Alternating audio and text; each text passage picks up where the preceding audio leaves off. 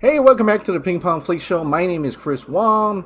Got a bunch of updates that happened over the weekend, this Memorial Day weekend, which is still going on, really. I mean, Monday, it's still a holiday. But let's get right into the topics of the day. The first topic of the day is, of course, Colin Trevorrow teases that the first trailer for Jurassic World Dominion will release sooner than you think. We've got something fun planned, and it has everything to do with getting people back into the movie theaters. Whatever that is. I'm starting to think this is a trailer. This first trailer teaser is going to have a little bit of a kind of a way, almost like a marketing to get people back in the cinemas in a way. So having maybe the dinosaurs coming to the theater. I'm thinking it's a skit. Maybe it's another skit for that, but we'll have to wait and see. That'd be quite interesting. And since, you know, the dinosaurs are out in the real world now, I could certainly see something where they're going to the theaters, they're eating popcorn, and, you know, Raptor shows up or something.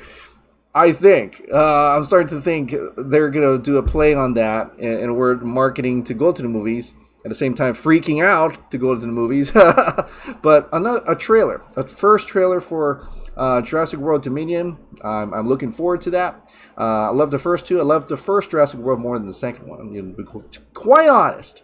But I'm looking forward to seeing what happens when dinosaurs roam the Earth. So let's see more of that. All right.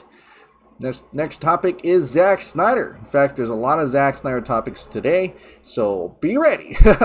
I mean, he's the one making the news. Like, there's literally no one talking about anything else, and a lot of things are always Zack Snyder related. So, Zack Snyder has revealed his King Arthur movie will take place in the American Wild West. What?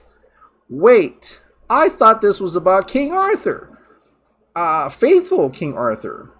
Wait. What? Okay, so Zack Snyder revealed more about his mysterious King Arthur movie, specifically where it would take place. He said this: I've been working on a retelling of the Arthurian legend set in the American West, said Snyder, speaking on the IMDb's Movies That Changed My Life podcast. Because my thesis was that I tried to take Arthurian legend, which is literally the mythology of another people. Like, I'm not English, and so but I love that mythological story. So I thought, oh, what if I superimpose it over the American West and just try and make it like the mythology of America? Or frankly, the mythology that I grew up with, and I see if I can't make those things work, you know.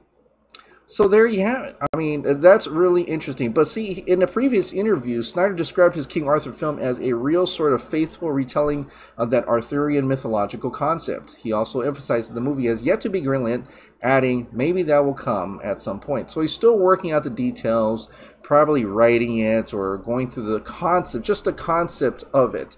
Like, he wants to tell that legend, but in a different setting. So it's not really faithful to the King Arthur, but the story, the mythological essence of it will be interesting.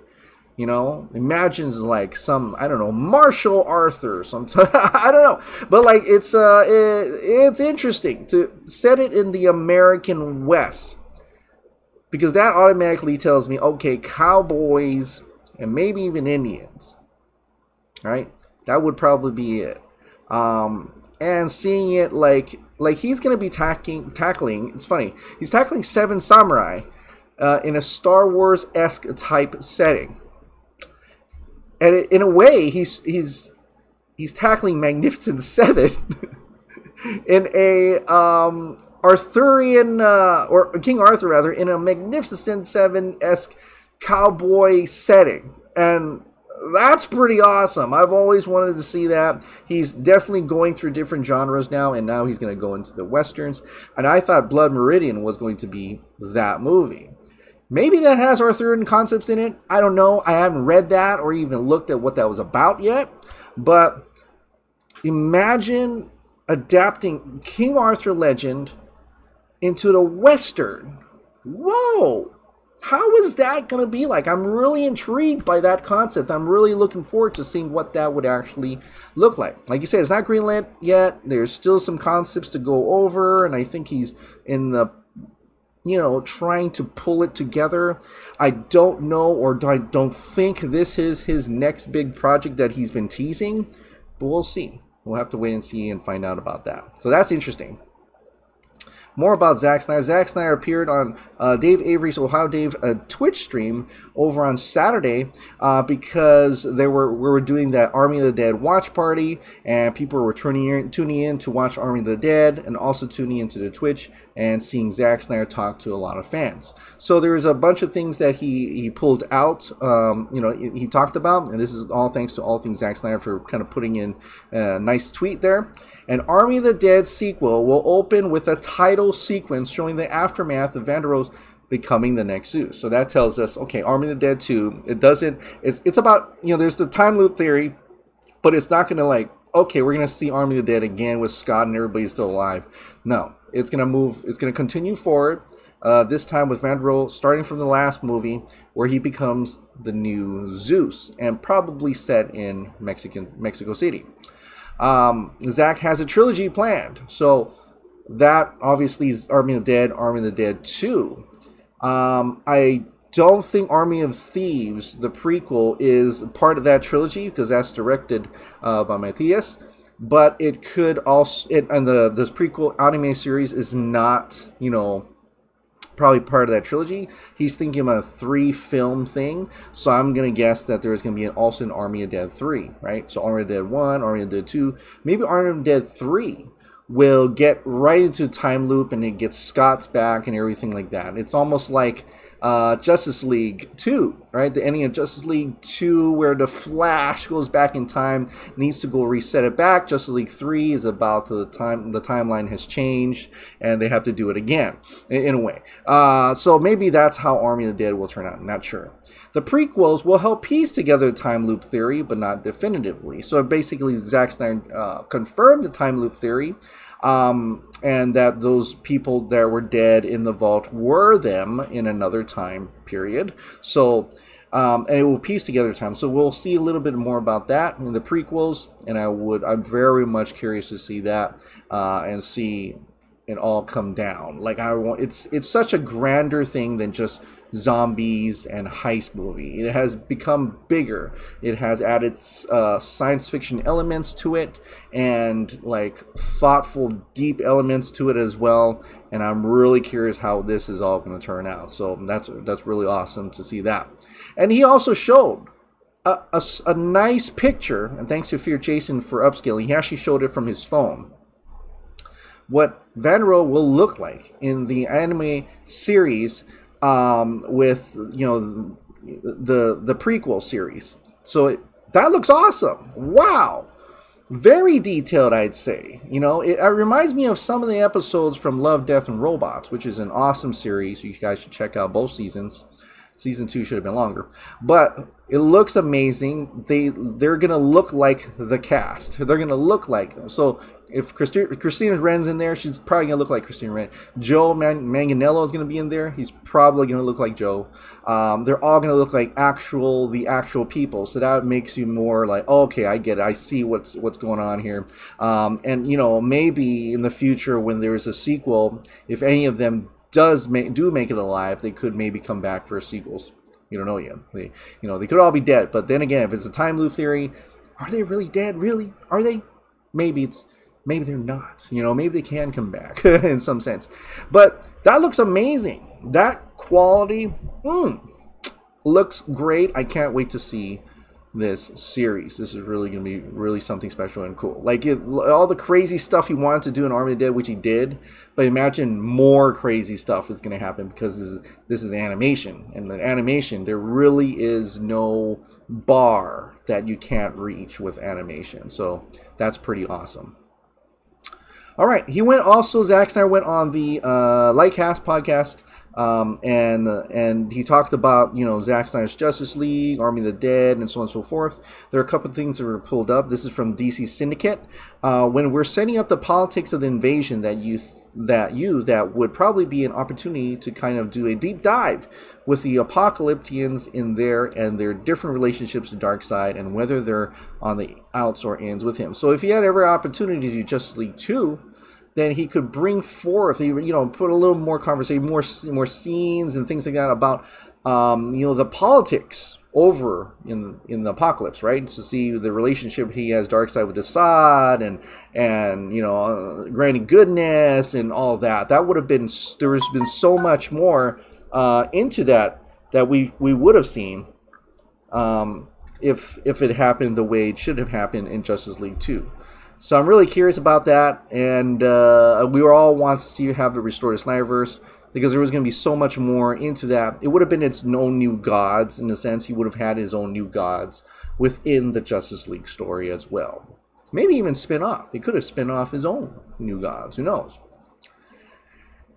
And then they talked about Restore the Snyderverse, and Matt from Lightcast asked him, if Discovery were ever to come to Zack Snyder, what would you tell them that if they wanted him to continue the Snyderverse? And so Zack, just his first response would be, "Let's go." I don't really have a hesitation. I love the characters and I love the world. But he also confirms that yes, Warner Bros. Of course, that's their IP. They can do whatever they want. They're doing whatever they want to do with that. He has no say in that matter. He also reemphasizes that, look, the crazier things have happened. Like the Snyder Cut shouldn't have come out, but it did. So maybe the sequel will be more likely to come out rather than the Snyder Cut. So Justice League 2, he's still optimistic about it, and basically he's not backing down from, like, if someone were ever ask him to do it, he'd do it like just like that. So don't be worried about that. If you're worried that Zack Snyder from his side, he's like, I'm tired, I don't want to do this anymore, I want to do original stuff. That's true, he does want to do original stuff because he can, but if ever asked by either Warner Media or Discovery, his answer, his first response would be, let's go. Let's go. So there, you can be optimistic about that. So that's kind of cool. He even talked about Ben Affleck. So Zack Snyder about Ben Affleck and the amazing script he had for the Batman. He said, the truth is I assumed that it was going to get made. That was just a thing we were working on. It wasn't like there was a scenario where it didn't. A great script. Ben wants to do it. He has a great bad guy. Why are we talking about this? Why aren't cameras rolling? So basically, it's just like all of us. He's like, it sounds great. So the Batman versus Deathstroke. Come on, why are we talking about this? Why hasn't it been made yet? He's also kind of like, why? What's the holdup? What's going on? So he even says it should be filmed. They should have started rolling cameras already. But certain characters and Ben Affleck just tired of the politics. Tired of Jeff Johns, and just like it was terrible. So whether that's something that could still come up, it remains to be seen. We don't know yet. Nobody has talked about a Batman series or a movie. There is no announcement whatsoever. The next time we will see Ben Affleck as Batman would be in the Flash movie. So that is, we'll see what happens with that, I guess. If there was a chance, if he's still alive, that one, if he still exists after the Flash movie, then maybe there's a possibility that they could, continue moving forward with that, and he would get his Batman versus Deathstroke movie, which would be really awesome and really great to see that. So, all right. Well, we're talking about the Batman here. One of the directors of Batgirl just put this on his Instagram. Childhood remembered Danny Elfman. And so this just made a lot of people speculate that it's possible that the Batgirl would be indeed in the Keaton Batman universe, right? Tim Burton's universe of Batman, right? Which a lot of people were talking about anyway. There were a lot of scoopers were saying that yes, Batgirl is indeed from that universe because they wanted to spin off to another movie, a Batman Beyond-ish type movie where Batman is training a Batgirl and not Terry McGinnis, Batman. So that makes sense that Batgirl would be in that world. So we could probably expect to see that in that way. That it's probably more likely that the directors of Batgirl would utilize the Tim Burton Batman universe for Batgirl. So there's that. Speaking and Batgirl is going to be probably rumored to be in The Flash, as well as her own movie on HBO Max. So we'll probably see her maybe probably introduced into the world from the Flash movie. Speaking of the Flash movie, Sasha Calle just put this on Instagram, and a lot of people are just picking it out like, okay, at first the other shot, maybe her hair was just wet and her hair was just down to, she still had long hair. Well, now it's, she clearly has short hair. This is the look. They are shooting Supergirl. That's her look of Supergirl. That's the Supergirl that we're going to be seeing within the movie, appearing with the Flash and Michael Keaton's Batman and, Batgirl as well. So maybe, just maybe, we're thinking that it's quite possible that Sasha Calle's Supergirl may actually be living in the Keaton universe. So maybe in Batman's universe, the Keaton Batman, there is Batgirl, but there's also Supergirl. So that could be something to consider, since the Flash may be stuck he wouldn't be going through getting stuck and meeting people from different universes. That could happen. But if he's stuck in a universe that has the main cast within it, then that universe will have Supergirl, Batgirl, and Batman. Unless he brings Supergirl from another universe into that universe to help when he gets stuck over in the Keaton universe. But we'll see. We'll have to wait and see about that. But definitely, she has short hair, and that's what Supergirl is going to look like. All right, and finally, Shazam! Fear of the Gods. I can't say that name. Gyula Patos will be the director of photography for Shazam 2: Fear of the Gods. His works include Jumanji, Maze Runner, and Predators. Why is this interesting? Well, for me, the first director of photography, I forgot his name, the director of photography for the first Shazam, was the DP for Bly Manor, and it was another horror movie as well. So he was the photography was close knit, horror, which was something David F. Sandberg was really into, and he tried to capture a little bit of the Shazam with that. Right, he mentioned that conference room scene that every child was scared of because the monsters are eating people. But Shazam 2, though, with his work including Jumanji, Maze Runner, and Predators, I would expect to see probably a bigger world. Capturing a bigger world. More fantasy, more larger, more gigantic. Scope is larger. So that is different from the first Shazam, which was a little bit close-knit because it was talking, kids and school and stuff like that. This is going off to different worlds now. It's going to be bigger. It's going to have larger scope. So people who are thinking it's going to be more of the same, just from seeing the new DP for Shazam 2 makes me think that the scope of this sequel is going to be more epic.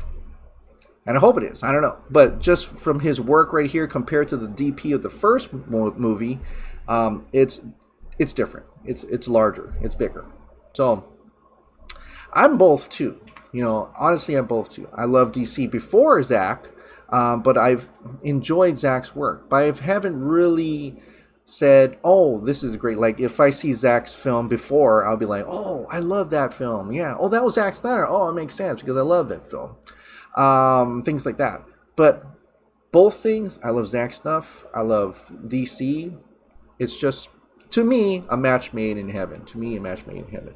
Not that he's the only director that can handle DC. There's other directors as well.